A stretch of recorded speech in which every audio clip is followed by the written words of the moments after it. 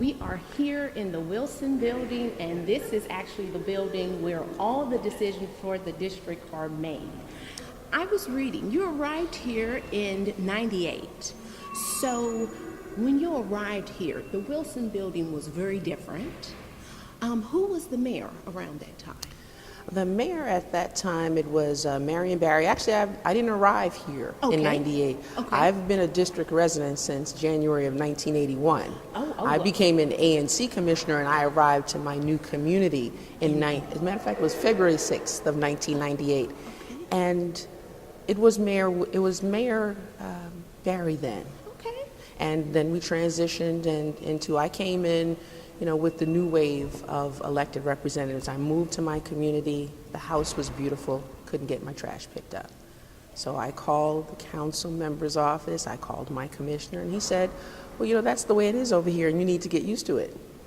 I thought that was the most absurd thing I ever heard. So I reached out to my neighbors, and I shared my vision. It's a simple vision, a safe, clean community that is vibrant and shining, that offers a good quality of life for everyone. People are law-abiding, they pay their taxes, they pick up their trash, and they get city services when needed, and we enjoy our portion of the American dream. It's not an extravagant vision, it's a simple vision that every American, in my opinion, is entitled to. So I felt that we weren't getting that in my community. Then it was called 5B10. And I ran against the 15-year incumbent, and my neighbors selected me. My vision was our vision, and we've been moving forwards ever since. And it's been a pleasure. There have been some really interesting occurrences along the way, but it's wonderful, and I absolutely appreciate the opportunity to advocate ferociously for my constituents. And I was reading about kind of what sparked your interest into the public service sector. And it was that calling for your trash pickup and the response that you received from your ANC, something to you should get used to this, or this is the way it is over here, and you should get used to it. Yeah. So do you find that same attitude, though, sort of still exists within the district government? Absolutely. Where you live can actually determine the level of response you get from your government, and I don't think that's the way life should be. We are all district residents, and your address, whether you live in 2001 or 2036, you should get the same level of responsiveness from your government. You should have representatives, elected representatives, that care about your interests, your concerns, and that are willing to fight for you tooth and nail. And I absolutely believe that. I mean, people laughed at me back then. They said, why are you fighting so hard for that community? Matter of fact, another commissioner said, why are you down there fighting the roaches? And that's not how I feel about my community. My community has a lot of wonderful people, and we are demographically diverse. We have people with PhDs, and we have people that are uneducated. We have people that are making over $100,000 per year, and we have people that are receiving supplemental nutrition assistance program. And each and every one of them that is a resident of 5D05 deserves my absolute best as a commissioner, and that's what I give. And I'm ready for the next level. And I was reading that you have been serving for 18 years. That shows so much commitment, dedication, and it shows that you do have some type of passion other than doing this for yourself. Since being the ANC chair, on an average month, how many calls from your constituents would you say you address? Hundreds. My constituents, I want my constituents to have a sense of entitlement. I want my constituents to approach the government process the same way my good friends and neighbors in Tenleytown approach theirs. Now, they may not call Councilmember Che at 3 o'clock in the morning, but my community has had some unique challenges over the year, and I want to make it clear to my constituents that they can reach out to me. They can share critical information with me at any time. So I get lots of calls. I'm getting text throughout the night. I've received calls morning, noon, and night. I mean, because I've told them, you can call me anytime if it's a public safety matter, if it's something of an urgent nature that has to be addressed. I want to be there. I want to make sure that it gets resolved. And I can tell you my record of responsiveness, I'm proud of that record, and then my constituents are as well. And that's why I've been elected to continue to serve. And I believe that ANCs, first of all, ANCs were the first elected officials in the district's home rule charter, and we are the closest elected representatives to the citizens. And I've taken that, to a whole nother level. Just on the way over here, I took the X2 because I know parking is a challenge, and I ran into one of my constituents on the bus. I was looking at her. She looked familiar, but she doesn't come to meetings, so I wasn't. Then she recognized me. So anyway, we exchanged information. She's a senior. I now have her email address.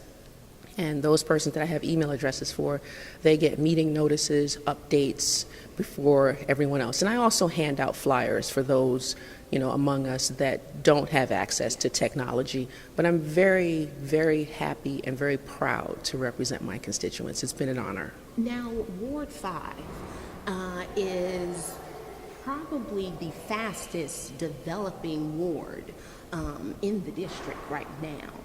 Do you feel that your constituents can deserve more as far as opportunities in the ward? Oh, absolutely. And that development, I can tell you, it's hard for many. I've given up many of my Saturdays. My neighbors have given up our Saturdays to work with the Office of Planning, to vision economic development. Our former council member, Vincent Orange, had lots of meetings about economic development. He worked very closely with Mayor Williams to really change the paradigm, and we've been a part of that. And I've encouraged my citizens, my constituents, to be at the table. If you're not at the table, you can't actualize your vision, your dreams, your aspirations for more. So now we have Ivy City. People laughed at Ivy City. First of all, Ivy City is historic, and I had the pleasure of serving on the DC Historic Preservation Review Board when I was part of that group that designated Crummell School historic. But people still laughed at the community because it was written by crime. They're not laughing anymore. Douglas Development now has a vision of delivering much needed economic development that is actually pushing throughout the ward. We have the Fort Totten development, Fort Lincoln. I mean, we just, Rhode Island Row, and I can say I've attended a meeting, I've given my input at everything that has happened in this ward, and I'm so happy that Ward 5 is coming on the map, and it's time and we deserve more. I find that while I'm an ANC commissioner and I have helped some of my constituents get jobs, there's still a need for opportunity. Whenever you talk about unemployment in the city, it always starts with wards 5, 7, and 8 in terms of having the highest number of persons unemployed. That has to change. And I'm ready on day one to take this work that we've done, building to get to the next step so that all of my residents can have a job. Everyone needs the opportunity to actualize his or her vision. Everyone needs the opportunity to start a family, keep money in your pocket, to be able to do what it is that you want to take care of yourself and enrich your life. And you need a job, and you need some opportunities. And you need someone that's going to fight for you to get those opportunities. That's me. In terms of housing, Ward 5 is also, as far as housing, developments there are going up. Will those be able to be affordable for your constituents, do you find? That's an ongoing fight, because anytime you improve the economic landscape, I mean, we live in a capitalistic society, so if you can get more for your property than you paid for it, that's really the foundation of the American dream. But it really is, it presents a challenge for the leadership, the elected leadership of any municipality. You have to be able to sustain that growth while still making sure that all boats rise.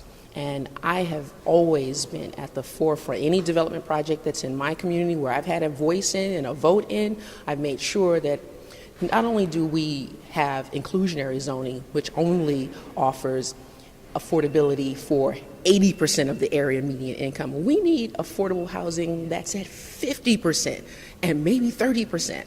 And a lot of the developers are not doing those types of developments because it doesn't meet their bottom line. And as a city, I am at the table and helping to make those decisions, and I certainly want to be on the council to be able to vote for initiatives that actually help developers help us. When you can allow a developer to make some money and to build a project that resonates with their vision and have an affordable housing component, if all the developers in this city were delivering affordable housing components, that would really help all 8 of our wards, and especially Ward 5, because we have challenges. People can't afford the rents. We don't want to push anyone out. We want people to be able to stay. So I think we need to work harder. And I'd like to see, the District Opportunity to Purchase Act, the district exercise its options. And we need to tweak TOPA some more. The Tenant Opportunity to Purchase Act, we need to do more to make it affordable to stay in this city, particularly in Ward 5. Now, some of your platform components, recently several shootings over the district, and crime seems to be a spike since Memorial Day, and currently now we're going into summer. And it's currently a viral video going on within the social media. A young man in D.C. was approached by police, and apparently he was the wrong person that they were looking for. However, they had someone filming him, and as the police approach him, he lets them know, he's not this person. He takes off and runs. So now the viral meme is captioned, Paris has Spider-Man, but DC has Flash Lightning. As it relates to the policing in the communities, do you think that police patrol or community engagement is more necessary? It's both. It's both. I have an excellent relationship with the police in my community over the years. When I started out, my community, you could get an AK-47 on L Street. You could put in your order and get an AK-47, and the neighborhood drug dealer would come the week after and deliver. Those days are over. Those days, we had the second largest drug bust in the district's history in my community. So we've been working very closely over the years. When I first started out and I knocked on all the doors of my community, my neighbor said, Kathy, we like you. You sound good, but don't tell me anything about calling the police. I'm not interested in calling the police. And they told me about their challenges, and that has informed my work as a commissioner in terms of bridging that divide. When I first started out as a commissioner, I was the only one calling the police. And I would receive responses like, oh, it's that commissioner lady again bothering us. That's not what they say now. We work together. We have partnerships. Yesterday, we actually did, while it was thundering, we actually did a safety walk with the DC Housing Authority and our police commander and officers. We walk together, we meet together, we talk together, we get together and do neighborhood meet and greets. We pitch the MPD tent, we grill, all the neighbors are invited. The police did a snow cone initiative 2 weeks ago where they just started giving out snow cones. So we have a relationship with the police that I would like to see resonated, not just throughout Ward 5, but throughout our city. The police work for us. And when you have a responsive police department that is engaged with the citizens, safety results. And that's what we need. We need people not to be afraid of the police. And I think we are the unfortunate recipients of a national narrative that really is not here in the district. Now, you may have some instances where there's a training issue, or you may have an instance where someone doesn't need to be a member of MPD. We have human resources, processes, and internal mechanism to make sure that if there's someone on our police department that doesn't belong there, I feel confident that that person will find themselves into another line of business, because we need people that can engage with the community, that can solve crimes, and we support Chief Newsham. He says we're here to help. We believe that. We wholeheartedly believe that. And I continue to work with my residents to make sure that any misgivings they may have from watching the horrific news where someone, is engaged in an unproductive or deadly exchange with the police. We want to make sure that doesn't happen here, and we're moving forward. So that community engagement component is very important. And just one final note on that. Many years ago, one of my colleagues said, well, Kathy, why do you always bring the police to the community meetings? The police are the part of the community. They are an essential part of the community. And you can't wait to have a dialogue with the police. It has to be ongoing. The police need to know everyone in their patrol service area. You need to know the men and women that serve you, and it's a partnership. And I've certainly worked toward that end, and I'm proud of where we are. Now, does that mean we're perfect? Does that mean we don't have more work to do? No, but I'm proud of the accomplishments that we have achieved. And if you will just share, I had a chance to review some of your components that are critical for your platform during this campaign time for council for Ward 5. So if you would just share with us a little bit more. I touched a little bit on the ensuring the safety part a little bit, but if you can share. Well, safety is certainly number one, because safety is really the foundation upon which all of our other goals and aspirations as a community, as a city, are built upon. You can't really have a credible conversation about high-performing schools, economic development, affordable housing, or ridding the community of brownfields without the community being safe. So safety is a basic.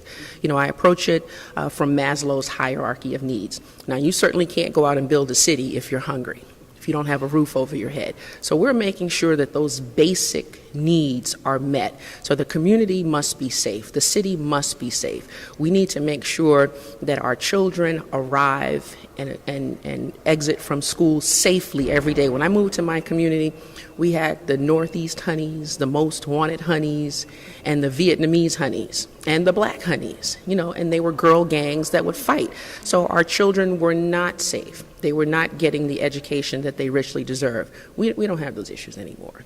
We want to make sure that children arrive to school ready to learn, and we want to make sure that our parents are not having challenges that prevent them from sending their children to school.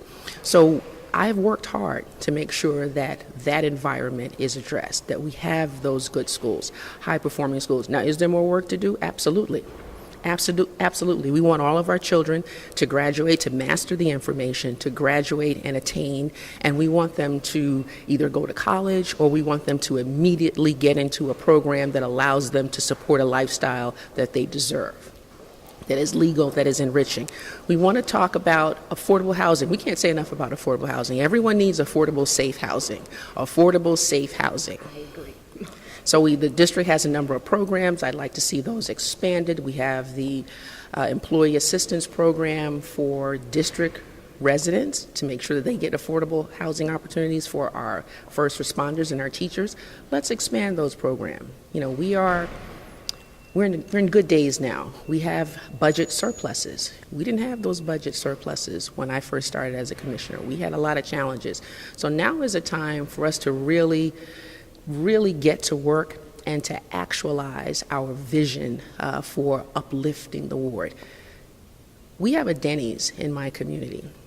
Now that Denny's sits where there used to be a used car lot, you know, where drug dealers operated, and, you know, working with former Mayor Fenty, the community rallied around him, and we had that moved out of our community. We had those brownfields, those EPA toxic brownfields in our community addressed. So as the Ward 5 council member, you will see me in every school.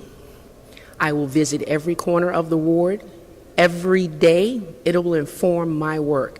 I want to make sure that my citizens don't have, and we have as a ward, the third highest cancer rate in the city.